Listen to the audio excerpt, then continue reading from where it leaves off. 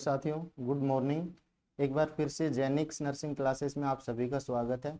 और आज के अपने इस लेक्चर के अंदर एक इम्पोर्टेंट लेक्चर है। जैसा हम पिछली क्लासों में भी पढ़ते आ रहे हैं कि मोस्ट कॉमन सिम्टम्स के बारे में, जितने भी डिजीज़ हैं उनके मोस्ट कॉमन सिम्टम्स के बारे में हम स्टडी कर रहे थे। उसी पार्ट में जो नेक्स्ट पार्ट है उसको मैं शुरुआत कर लेता हूँ।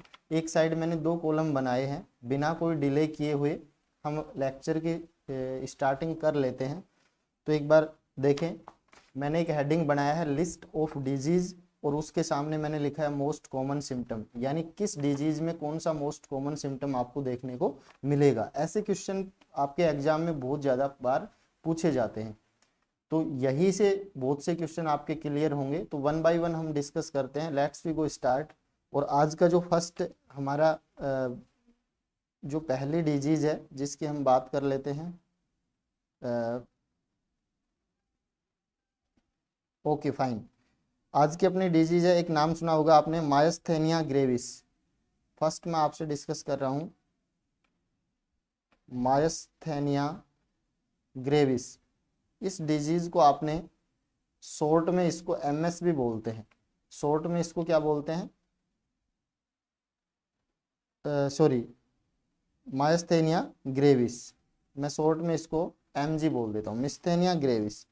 जो मायस्थेनिया ग्रेविस है, इस डिजीज को न्यूरोमस्कुलर डिजीज भी, डिजीज ऑफ न्यूरोमस्कुलर जंक्शन भी बोलते हैं।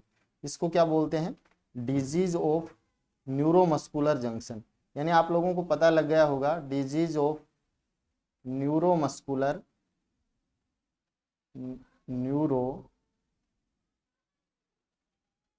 मस्कुलर जंक्शन, यानी जहाँ पे नर्व और मसल्स जहाँ पे कनेक्ट होती हैं उसको बोलते हैं न्यूरोमस्कुलर जंक्शन। और उस न्यूरोमस्कुलर जंक्शन पे क्या डेवलप हो जाता है, एक आपने सुना होगा एसिटाइल कोलिन वगैरह, जो न्यूरोट्रांसमीटर हैं। ये न्यूरोट्रांसमीटर अच्छे से सीक्रेट नहीं हो पाते हैं, जिसकी वजह से वीकनेस डेवलप हो जाती है। जिसकी वजह से क्या देखने को मिलती है, वीकनेस। तो आप लोग ये ध्यान में रखें। यहाँ पे ये पूरी डिजीज आपकी क्लियर हो गई होगी। इससे ज़्यादा मैं एक्सप्लेनेशन आपको नर्वस सिस्टम में जब ये डिजीज पढ़ाऊंगा वहाँ पे आपको दूंगा। लेकिन शॉर्ट में मैंने आपको बताया कि मिस्थेनिया ग्रेविस एक ऑटो इम्यून डिजीज है। कैसी डिजीज है ये, ऑटो इम्यून है। तो ये चीज़ भी आप लोग याद रखें, ऑटो इम्यून डिजीज है। ऐसी डिजीज अपने आप डेवलप हो जाती हैं और इम्यून सिस्टम के ऊपर अटैक करती हैं। इसमें क्या होता है, ऐसी एंटीबॉडीज बन जाती हैं। मान लीजिए, और थोड़ा सा मैं डिस्कस कर लेता हूँ कि इस डिजीज में जैसे एक साइड नर्व है और एक साइड मान लीजिए मसल्स है, एक साइड मसल्स है। तो यहाँ पे क्या सीक्रेट होता है, जो खाली जगह आपको दिख रही है यहाँ पे क्या सीक्रेट होना चाहिए, न्यूरोट्रांसमीटर सीक्रेट होना चाहिए। लेकिन यहाँ पे इस मसल्स के जंक्शन पे न्यूरोट्रांसमीटर सीक्रेट ना होके यहाँ पे कुछ एंटीबॉडीज जुड़ जाती हैं। ये मैं आपको क्या दिखा रहा हूँ, ये कुछ एंटीबॉडीज बन गई। और इन एंटीबॉडीज के बनने की वजह से जो न्यूरोट्रांसमीटर सीक्रेट होगा वो कनेक्ट नहीं हो पाएगा। इसको बोलते हैं ऑटो इम्यून एंटीबॉडीज। तो ऐसे कंडीशन में ये न्यूरोट्रांसमीटर काम नहीं करेगा और न्यूरोमस्कुलर जंक्शन पे वीकनेस डेवलप हो जाएगी, और उस डिजीज को आप लोग बोलते हैं मिस्थेनिया ग्रेविस। अब सबसे इंपॉर्टेंट बात तो यहाँ पे ये पूछी जाती है कि इस डिजीज में मोस्ट कॉमन सिम्टम क्या पूछा जाएगा। मोस्ट कॉमन सिम्टम की अगर बात की जाए तो मिस्थेनिया ग्रेविस के अंदर देखो 2 चीजें हैं।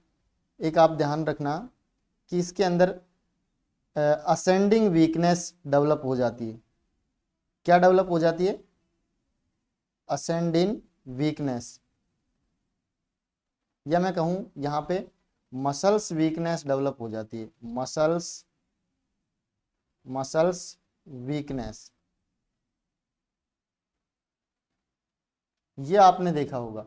मिस्थेनिया ग्रेविस में क्या डेवलप होता है, एक तो मसल्स वीकनेस डेवलप होता है। क्योंकि अभी आपने ये पैथोफिजियोलॉजी मैंने बताई किस तरह से डिजीज बढ़ती है, तो आपको पता लग गया होगा। उसके बाद नेक्स्ट जो सिम्टम है उसको बोलते हैं प्टोसिस। ये अर्ली सिम्टम भी माना जाता है, प्टोसिस, जिसको टोसिस बोलते हैं। Ptosis is the early sign. बहुत बार ये एग्जाम में पूछा गया है, और इसका मतलब होता है ड्रॉपिंग ऑफ आईलिड्स। ये भी आपको एग्जाम में दे सकता है, ड्रॉपिंग ऑफ आईलिड्स। 3 क्वेश्चन आपसे पूछे जा सकते हैं। What is the meaning of ptosis, what is the most common early sign of myasthenia gravis, तो आप कहेंगे प्टोसिस। ये आपको ध्यान में रखना होगा ये दोनों सिम्टम्स। तो यहाँ से नेक्स्ट हम आगे बढ़ते हैं। एक बार फिर मैं हाईलाइट कर देता हूँ। मिस्थेनिया ग्रेविस था और इस मिस्थेनिया ग्रेविस के अंदर आप लोगों ने क्या देखा, ये ऑटो इम्यून डिजीज है, न्यूरोमस्कुलर जंक्शन की डिजीज है। और इस डिजीज के अंदर जो न्यूरोमस्कुलर जंक्शन है वहाँ पे एसिटाइल कोलिन का सीक्रेशन कम हो जाता है या एसिटाइल कोलिन कनेक्ट नहीं हो पाता है, जिसकी वजह से क्या होगा, वीकनेस डेवलप हो जाएगी। ये मैंने सब चीज़ें बता दी हैं, यहाँ पे मैंने डायग्राम से भी आपको समझाने की कोशिश की है। इस डिजीज में अगर हम मोस्ट कॉमन साइन सिम्टम की बात करें तो यहाँ पे एक तो मसल्स वीकनेस डेवलप होती है पेशेंट को, और दूसरा सबसे इम्पोर्टेंट है टोसिस। जो टोसिस जो साइन है ये that is the meaning dropping of eyelids. Eyelids drop हो जाती हैं, जैसे नीचे की ओर क्या हो जाती हैं, आपको ऐसा लगेगा कि आईलिड्स नीचे की ओर ड्रॉप हो रही हैं, ऐसे ड्रॉपिंग टाइप से आईलिड्स हो जाएंगी। और that is the early sign of myasthenia gravis. ये भी आप लोग बोल सकते हैं that is early sign of myasthenia gravis. तो इन दोनों चीज़ों को आप लोग ध्यान रखेंगे, इसी को आप लोग बोलते हैं अर्ली साइन। मैं एक बार पेन चेंज कर लेता हूं। दैट इज अर्ली साइन, यानी इसको आप लोग कह सकते हैं early sign. That is early sign, इसको अर्ली साइन भी माना जाता है, मोस्ट कॉमन साइन भी माना जाता है। इसके बाद नेक्स्ट हम आगे बढ़ते हैं अगले क्वेश्चन की ओर।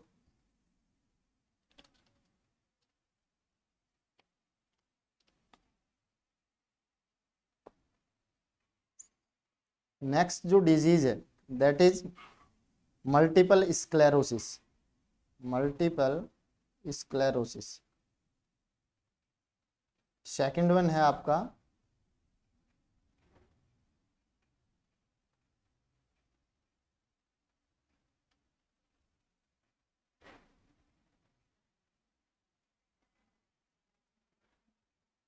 Okay fine.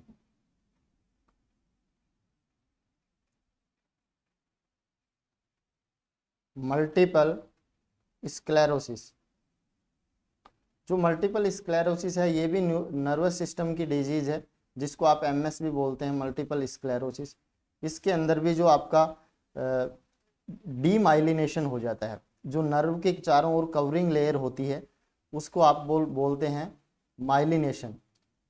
उस सीथ का डैमेज हो जाता है तो आप कह सकते हैं डीमाइलिनेशन। डी माइलिनेशन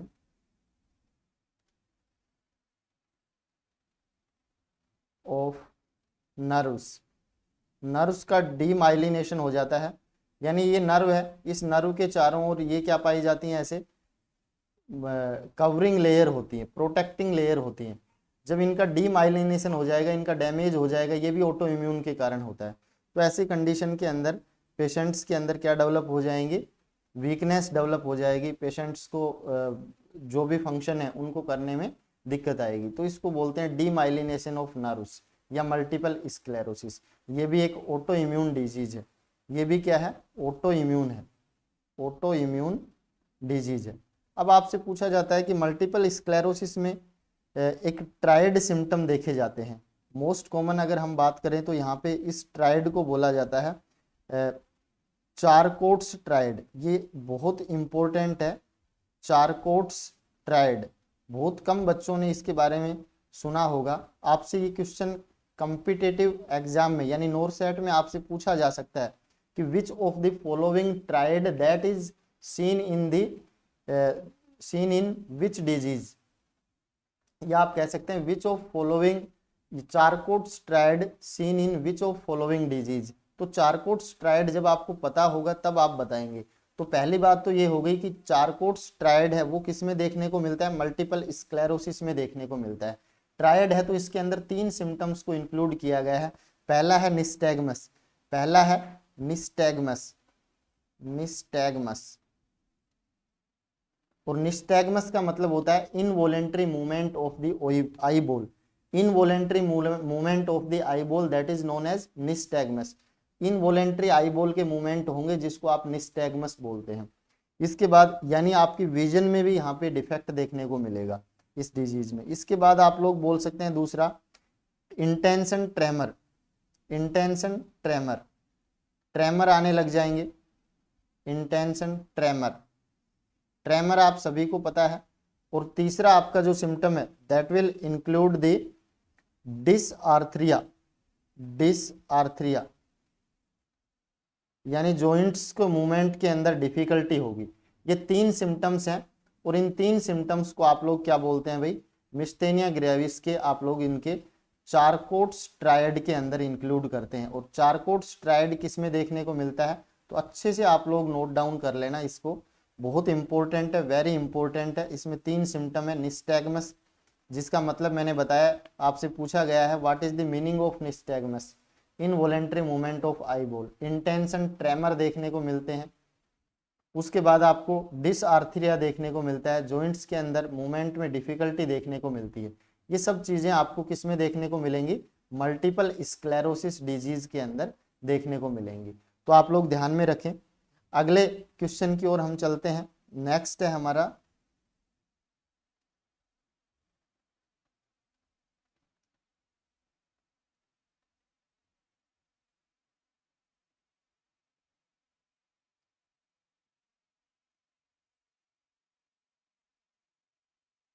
हाँ भाई, थोड़ा सा पेन वैन चेंज कर लेता हूं मैं।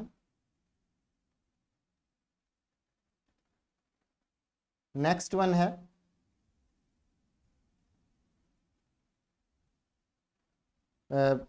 एंजाइना। एंजाइना के अंदर क्या होता है, एंजाइना कार्डियोवैस्कुलर की एक डिजीज है जिसको आप बोलते हैं एंजाइना। एंजाइना पेक्टोरिस भी बोलते हैं, एपी भी बोलते हैं इसको, एंजाइना पेक्टोरिस। एंजाइना पेक्टोरिस के अंदर चेस्ट पेन देखने को मिलता है। कभी भी आपने देखा होगा एंजाइना डायरेक्ट डेवलप नहीं होता है। एक चीज तो ये आप लोग ध्यान में रखें, सबसे पहले किसी मरीज को सीएडी हुआ होगा, कोरोनरी आर्टरी डिजीज हुआ होगा। ये कोरोनरी आर्टरी डिजीज किस में चेंज हो जाती है, अगर इस पे ध्यान नहीं दिया जाता है तो ये एंजाइना पेक्टोरिस में चेंज हो जाती है। और एंजाइना पेक्टोरिस को भी अगर ध्यान नहीं दिया गया, वहाँ पे केयर नहीं किया गया, तो ये एंजाइना पेक्टोरिस आपकी किस में बदल जाती है, जिसको आप लोग बोलते हैं हार्ट अटैक, जिसको आप बोलते हैं हार्ट अटैक या एमआई भी बोल देते हैं, मायोकार्डियल इन्फाक्शन में कन्वर्ट हो जाती है। तो एक चीज़ तो आपको ये समझ में आई होगी कि एमआई भी कभी भी डायरेक्ट डेवलप नहीं होता है, उसकी हिस्ट्री होती है अपनी, और उसमें अगर पीछे आपने ध्यान नहीं दिया होगा तो एमआई डेवलप होता है। अब यहाँ पे जो एंजाइना पेक्टोरिस है, यहाँ पे भी पेन देखने को मिलता है और यहाँ पे भी पेन देखने को मिलता है। दोनों ही कंडीशन में पेन देखने को मिलता है, लेकिन पेन में डिफरेंस होता है। मैं अभी थोड़ी देर में बात करूंगा आपसे। जो एंजाइना पेक्टोरिस है इसके अंदर क्रूसिंग स्टैबिंग पेन होता है। क्या होता है, अगर मोस्ट कॉमन सिम्टम की बात करें तो आप बताना। यहाँ पे क्रूसिंग क्रूसिंग स्टैबिंग पेन होता है, stabbing pain that is relieved by that is relieved by antacid and rest. बहुत इंपॉर्टेंट लाइन लिखी है मैंने, समझना कि एंजाइना का जो पेन होता है वो तेज पेन होता है, क्रूसिंग टाइप का पेन होता है, बहुत शार्प पेन होता है, लेकिन वो रिलीव हो जाता है जब आप नाइट्रोग्लिसरीन देंगे या पेशेंट को रेस्ट दे देंगे, तो ये पेन आपका रिलीव हो जाता है। यानी 5-10 मिनट के लिए पेन होता है जो बाद में रिलीव हो जाता है। लेकिन यहाँ पे जो एमआई का पेन है ये आपका नाइट्रोग्लिसरीन और आपके रेस्ट से रिलीव नहीं होता है। अब इसको समझना एक चीज, क्योंकि जैसे ही मान लीजिए एक पेशेंट आपको हिस्ट्री दे रहा है कि मैं सीढ़ी चढ़ के ऊपर आ रहा हूँ, तो जैसे ही मैं सीढ़ी चढ़ के ऊपर आया मुझे चेस्ट पेन होने लग गया, वो वहीं सीढ़ी पे बैठ जाता है, 5 मिनट बैठता है, उसको आराम हो जाता है, चेस्ट पेन उसका रिलीव हो जाता है, कम हो जाता है, खत्म हो जाता है। तो आप लोग ये किसको इंडिकेट कर रहा है कि उसको एंजाइना पेक्टोरिस हो सकता है, इस बात को इंडिकेट करता है, क्योंकि एक तो सीवियर पेन हो रहा है और दूसरा रेस्ट से वो क्या हो रहा है, रिलीव हो रहा है। अब बात समझना, क्योंकि जब वो स्टेयर चढ़ रहा था, सीढ़ी चढ़ रहा था, तो उस दौरान उसका फंक्शन हो रहा था, फिजिकली फंक्शन हो रहा था, और फिजिकल फंक्शन करने के लिए लगातार ऑक्सीजन और एनर्जी की जरूरत पड़ती है, और ये ऑक्सीजन और एनर्जी की जो रिक्वायरमेंट है वो ब्लड पूरा करता है। अब उसके हार्ट के अंदर डिफेक्ट है, उसका पंपिंग अच्छे से नहीं हो रहा होगा, आर्टरी के अंदर कोई ब्लॉक होगा, तो उसकी ऑक्सीजन की रिक्वायरमेंट जो लगातार बढ़ रही है वो रिक्वायरमेंट पूरी नहीं हो रही, इस वजह से उसको क्या हुआ, चेस्ट पेन हुआ। और जैसे ही आप रेस्ट किए तो ऑक्सीजन की रिक्वायरमेंट खत्म हो गई और आपका पेन रिलीव हो गया। ऐसे ही आप नाइट्रोग्लिसरीन देंगे तो वैसोडाइलेशन कर देगी और ऑक्सीजन की रिक्वायरमेंट को पूरा कर देगी और चेस्ट पेन क्या हो जाएगा, रिलीव हो जाएगा। तो आप कह सकते हैं एंजाइना और इसका जो चेस्ट पेन है, इन दोनों के चेस्ट पेन को आप डिफ्रेंशिएट कर सकते हैं। एंजाइना के अंदर भी पेन देखने को मिलता है, मोस्ट कॉमन सिम्टम, लेकिन एंजाइना और एमआई के पेन में डिफरेंस यही है कि ये पेन आपका रिलीव हो जाता है जब आप उसको नाइट्रोग्लिसरीन और एनटीजी देते हैं तो ये रिलीव हो जाता है। बहुत ही इंपॉर्टेंट है ये बात, आप ध्यान रखेंगे। उसके बाद मैंने ये 3 चीजें भी बताई कि पहले सीएडी डेवलप होगा, फिर एंजाइना पेक्टोरिस में बदलेगा और एंजाइना पेक्टोरिस फिर किस में बदल जाएगा, एमआई के अंदर बदल जाएगा। उसके बाद नेक्स्ट है, आगे बढ़ते हैं। इसके बाद एमआई आया है, एमआई के बारे में बात कर लेते हैं थोड़ी सी।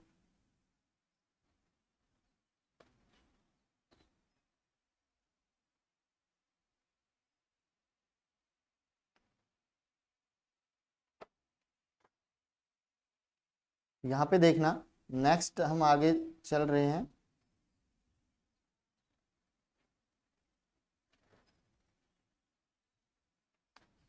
ये लो, थर्ड फोर्थ जो भी है आपका, that is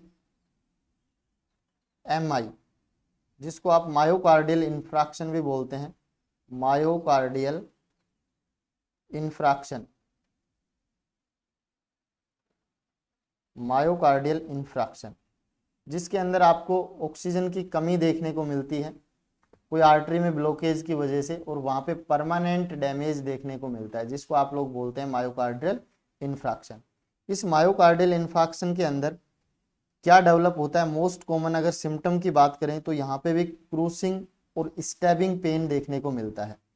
क्रूसिंग and stabbing pain, crushing and stabbing pain देखने को मिलता है।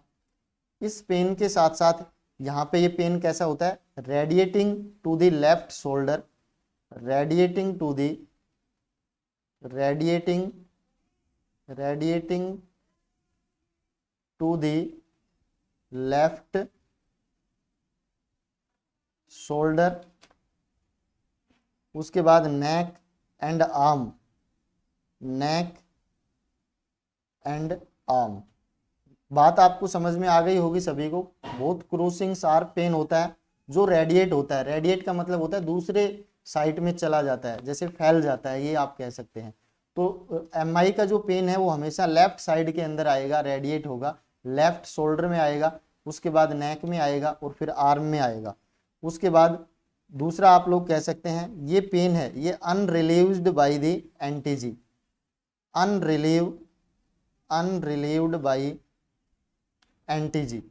अगर आप इसको एंटीजी भी दे देंगे तो ये पेन आपका खत्म नहीं होगा, इसलिए आप कह सकते हैं कि ये एमआई का पेन है। अगर पेशेंट ऐसी हिस्ट्री देगा आपको तो आप लोग ध्यान में रखेंगे, बहुत इंपॉर्टेंट हिस्ट्री है ये जो आप लोग बताएंगे कि लेफ्ट साइड में रेडिएटिंग पेन होता है, जो कौन सी साइड, लेफ्ट शोल्डर के अंदर रेडिएट होता है, उसके बाद नेक के अंदर रेडिएट होगा और फिर आर्म के अंदर रेडिएट होगा, that is unrelieved by the nitroglycerine. ये चीज भी आप लोग बता के चलेंगे। तो नेक्स्ट हम आगे बढ़ेंगे, अगला जो हमारी डिजीज है वो है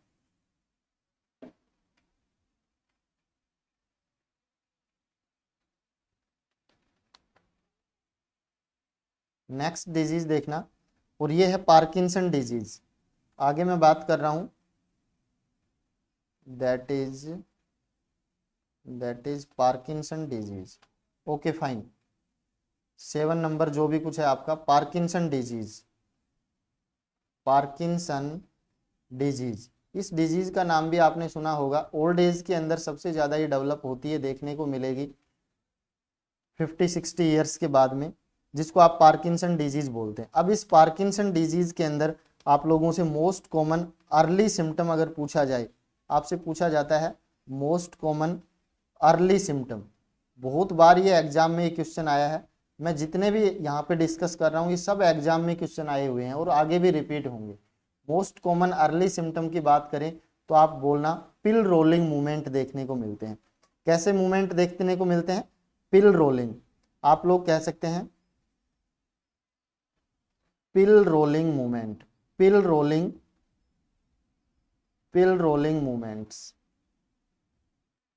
या पिल रोलिंग ट्रेमर्स आते हैं। मूवमेंट्स को आप लोग क्या बोल सकते हैं, ट्रेमर्स बोलते हैं। और ये ट्रेमर्स भी कैसे हैं, पिल रोलिंग ट्रेमर्स हैं। बहुत इंपॉर्टेंट है, आप ध्यान दीजिए। अर्ली साइन की अगर बात करें, इसके अलावा पार्किंसन के अंदर और भी सिम्टम होते हैं। ये तो बात हो गई अर्ली की। इसके अलावा अगर हम बात करें तो यहाँ पे आपको देखने को मिलती है रिजिडिटी, देखने को मिलती है। क्या देखने को मिलता है, रिजिडिटी, रिजिडिटी देखने को मिलती है। और ब्रेडी काइनेसिया देखने को मिलता है, ब्रेडी काइनेसिया, स्लो मूवमेंट देखने को मिलते हैं। ये कुछ फीचर्स देखने को मिलते हैं पार्किंसन के, बहुत इंपॉर्टेंट फीचर हैं ये, ट्राइड सिम्टम है पार्किंसन के।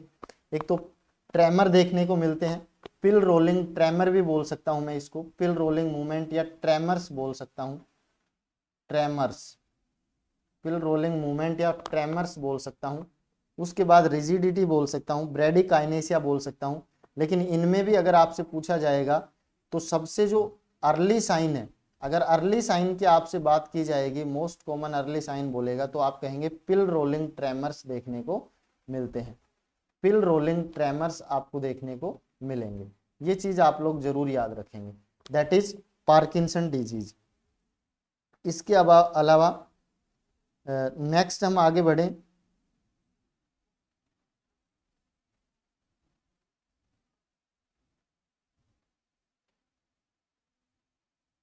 हाँ जी, एक सेकंड।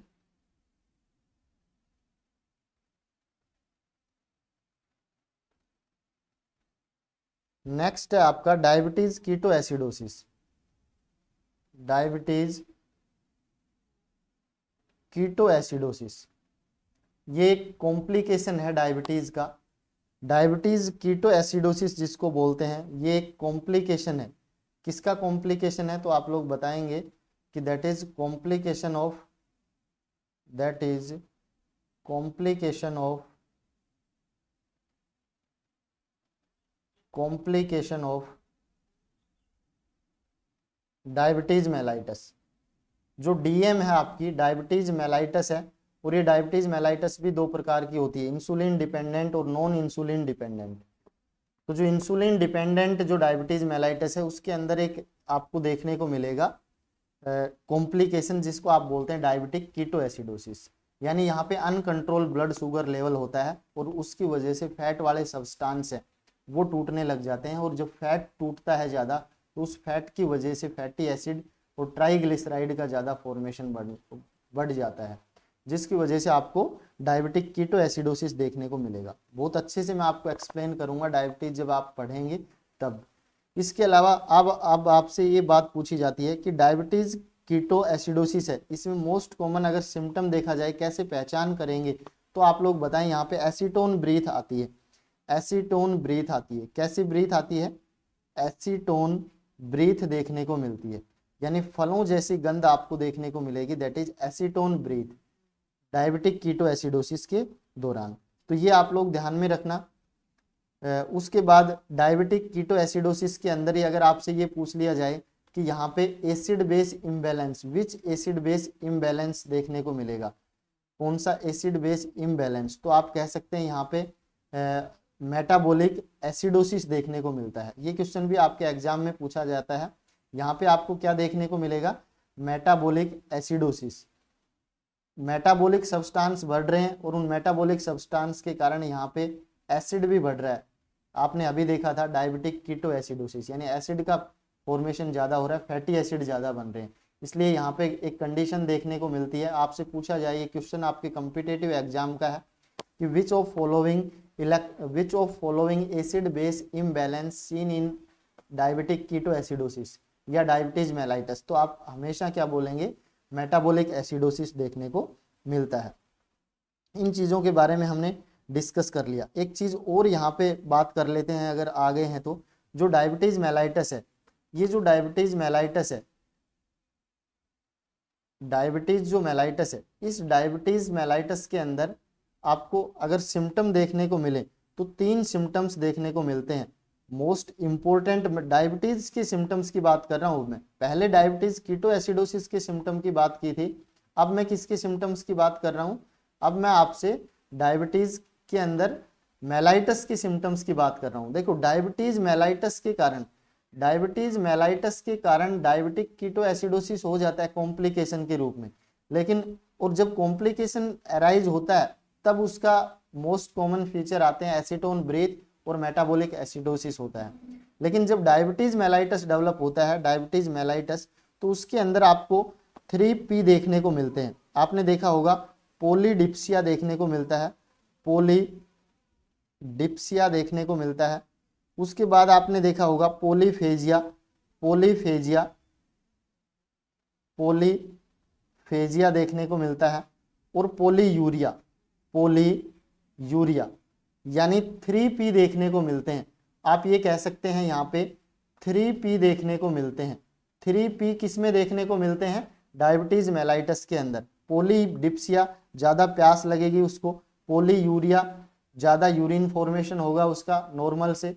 उसके बाद पोलीफेजिया, ज़्यादा मात्रा में उसको भूख लगेगी, ज़्यादा खाना खाएगा, दैट इज पोलीफेजिया। तो ये ट्राइड सिम्टम है, 3P आप लोग ध्यान में रखें यहाँ से। इसके अलावा मोस्ट कॉमन सिम्टम्स की हम और भी बात करेंगे, तो बच्चों आप लोग बने रहें। लेकिन आज के लिए हम सिर्फ इतना ही पढ़ेंगे। इसके बाद हम नेक्स्ट पार्ट के अंदर कुछ और चीज़ें डिस्कस करेंगे। उन चीज़ों के बारे में आपसे नेक्स्ट क्लास में मैं डिस्कस करूँगा। तब तक के लिए धन्यवाद आपका, और thank you so much for watching the video.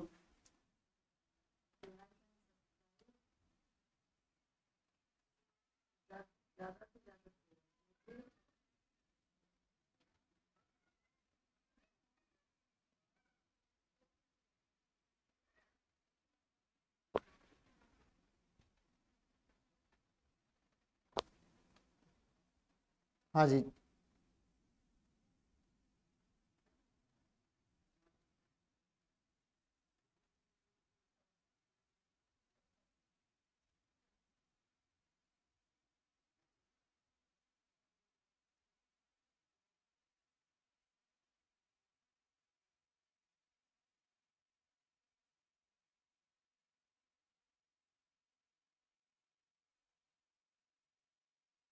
एक बार फिर से अगेन आपका धन्यवाद।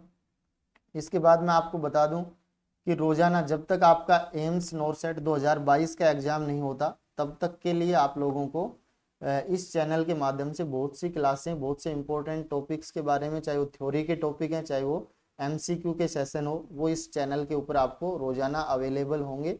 तो आप अपने एग्जाम तक यहाँ पे प्रिपरेशन करते हैं, और ये प्रिपरेशन आपके विदाउट फीस होगी, बिना कोई पैसे के आपको यहाँ पे प्रिपरेशन करवाया जाएगा। तो एक तो आप लोग सबसे जो जरूरी सूचना है वो तो ये है कि आप लोग इसको शेयर और सब्सक्राइब करते रहें, ताकि इन सब चीज़ों से हमें भी मोटिवेशन मिलता रहे, और आपके लिए और बेहतर से बेहतर क्लासें और वीडियो आप लोगों के लिए लेके आएँ। Okay, thank you.